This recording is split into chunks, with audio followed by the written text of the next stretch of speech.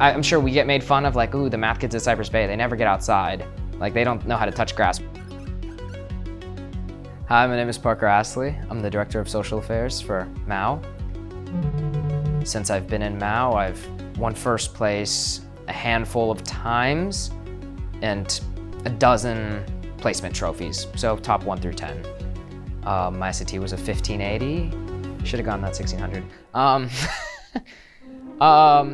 So our classes aren't normal classes. Like, there's Algebra 2 and then Algebra 2 competition. Pre-calc competition. Like, we have our own separate math class and our own separate teachers. Within these classes, we do everything that the normal kids do, but a little bit faster, and we go a little bit beyond. As far as practices go, we have practices about once a week. Attendance on those are shaky. That's something I've been trying to raise up this year, but honestly, they're kind of irrelevant. I hate to say it, be the one to say it. Like, practice isn't gonna help you. Practice 1 time a week isn't gonna help you beat some of these kids that we're going against. These kids are just robots. They have like no life. That's all they do is stare at these dang tests.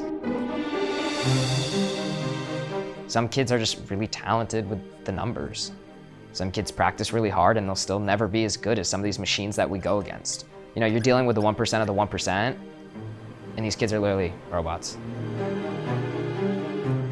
I think one of the cool things about the math competitions is that it's all kind of on you. You know, I'm a lacrosse player too. I'm the goalie for Cypress Bay. When a goal goes in, it wasn't just me.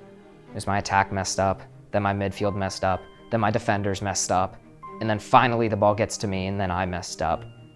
There's no blame you can put on anyone else. And Mao, it's you and a sheet of paper. You either do it or you either know what you're doing or you don't know what you're doing. It wasn't windy that day. Like, there's not gonna be a world where I'm placed on a test like this with a 71, but I don't know if this was one of those tests that somebody who's really good who can get a perfect score on it, or somebody who's really good gets 110. You know, it's impossible to know. There's always been like pressure myself. Like, when I know I can do better, when I make mistakes that like I shouldn't have made, and you make them every competition, but it definitely makes you upset. We'll go through a 3-minute question, you know, solving it. You do it perfectly. Turns out 30 seconds in, you messed up 7 plus 12. And your entire 3 minutes was a waste of time. It's so frustrating. It's like, how did I mess that up? It's not something you can fix. Like, there's like no getting better. Like, I did it right. I did it. I just messed up the easy thing. Though it's things that 5th graders can do without messing up. It makes you angry. Especially when you build up these expectations for yourself of how you normally perform, how you can expect yourself to perform. And it's less beating other kids, it's trying to beat yourself. And sometimes you know you can do better. I think that's in everything. You know you can do better. I think there's like a lot of like myth that people think we like smell colors or something and that our brain just like works differently. No, it's just kids that are good at math are good at pattern recognition. When you say, what's 7 times 7? I say 49. Like, it's just quick. The same way you say 13 squared, I know 169. I don't have to think about that. You might have to think 13 times 13. You can do it. No one's saying you can't do 13 times 13 in your head, but it might take you a minute. I've just seen the numbers so many dang times. You start to remember them, and how quickly you can remember these things, pattern recognition, is really what determines how good you are.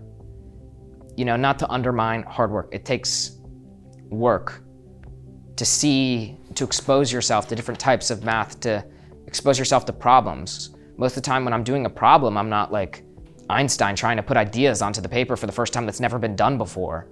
My teacher did it on the whiteboard a week ago. Just, do I remember it?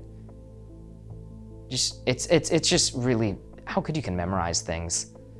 And then how quickly you can apply those things that you saw to slightly different problems. We're not inventing math. Math's been invented, you know? We're just doing the same things everyone else does. Anybody can be good at math if you give them enough time. But in high school, you don't have enough time. You just have 18 years. Whoever can pack in the most stuff the quickest wins.